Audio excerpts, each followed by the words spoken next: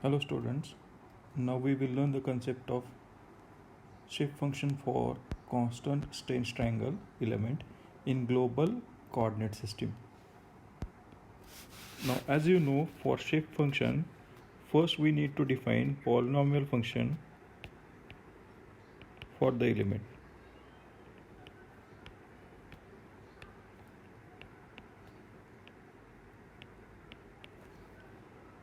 Second step is to find out values of unknowns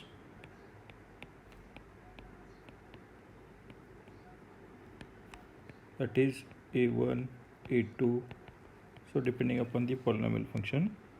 Third step is to back substitution of these values.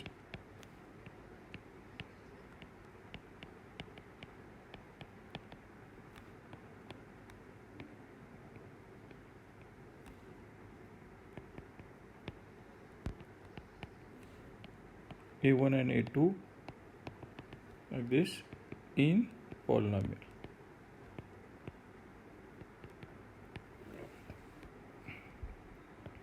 And then we will have the coefficients of u1, v1, u2, v2, and these are called as a shift functions. So this is the procedure is followed to calculate the shift function. Now to calculate the shift function of CST element, consider this figure where we have the CST element defined by the node 1, 2 and 3.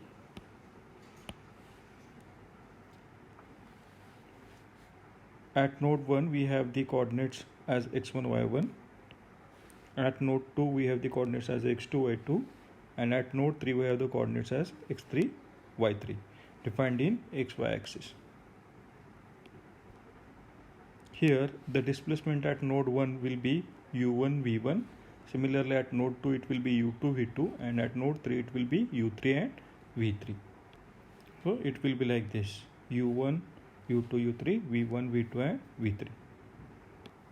Now polynomial used to define the displacement variation will be u1 is equal to a1 plus a2x plus a3y, and v is equal to a4 plus a5x plus a6y.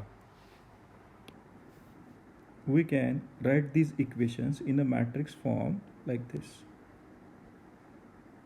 where the elements will represent the coefficients of a1, a2, a3, a4, a5, a6. Now we can also write this equation in the form of u vector is equal to x matrix into a vector. Now here the objective is to find out this a vector. We can find out this by putting the boundary conditions. Let's say the displacement at node 1 will be u1 and v1, and which will be expressed like this: u1 is equal to a1 plus a2 x1 plus a3 y1. Similarly v1 will be a4 plus a5 x1 plus a6 y1. In a similar manner we will have u2 with the coordinates x2, y2, v2 again with the coordinates x2, y2, similarly u3 and v3 for node 2 and 3. Now by separating the u1 terms and v terms, displacement in x direction terms and displacement in y direction terms, we can have two equations where u vector is equal to x matrix into a1, a2, a3, and v vector is equal to x matrix into a4, a5, a6. Now our objective is to find out these vector values. So therefore a is equal to a1, a2, a3 vector is equal to, we have x matrix into this displacement matrix u1, u2, u3. Now here, since it is inverse, we can find out this by C inverse is equal to adjoint of C divided by determinant of C. Here determinant is calculated for C matrix that is 1 upon this term into this term minus this term. So this will be the first term. Similarly, this second term is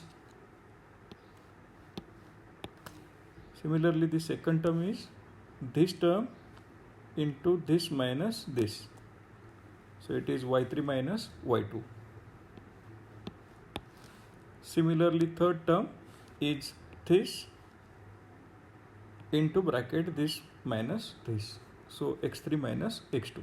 So in this way we will get the determinant, which is nothing but 2a. Determinant is 2a, where a is the area of a triangular element. Now next is adjoint of C. Now it is obtained. Let's see this term. In this case, this term is, you have to consider this term and you have to skip this row and this row, and then you have to take the multiplication of these two minus multiplication of these two. That means it will be x2 y3 minus x3 y2. So like this you will get the first term.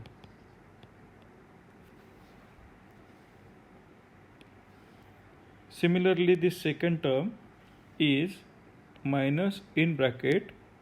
Since we are defining second term, we have to skip this row and this column. So we will have this minus this. So minus into bracket y3 minus y2. And if you are going to take this minus sign inside the bracket, it will be y2 minus y3. Similarly, this third term is obtained by considering this element, skip this row, this column, and then this into this. So we will have x3 minus x2. While preparing these elements of the matrix, only this position will have minus outside the bracket. Similarly, this second row is prepared. The thing is that first term will have minus outside the bracket, second term is plus, and third term is again minus. So if you consider this term, it will be minus in bracket. Since we are discussing this term, skip this row and this column and this row, we will have this minus this. So it is x1 y3 minus x3 y1. Since it is minus sign outside the bracket, if I am going to take this sign inside the bracket, it will be x3 y1 minus x1 y3. Similarly, this second term can be obtained by considering this, then skip this row, this column, and this into this. That means it will be y3 minus y1.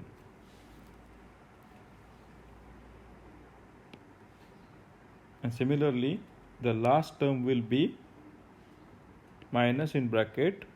Since we are discussing this last term, skip this row and this column, we will have this minus this. So it will be x3 minus x1. If I am going to take the minus sign inside the bracket, it will be x1 minus x3. In the same manner, the last row can be formed by this and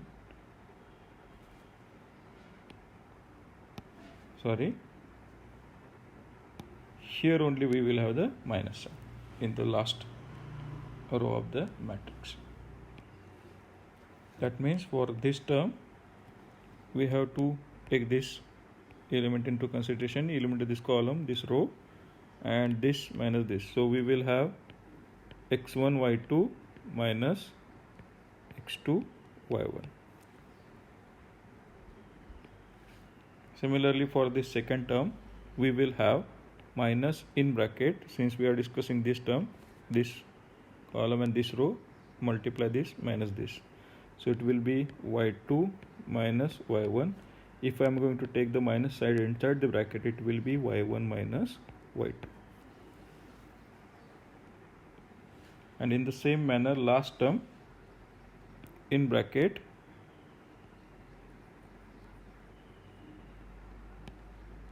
this term in the consideration, skip this row and this column, this minus this, so it will be x2 minus x.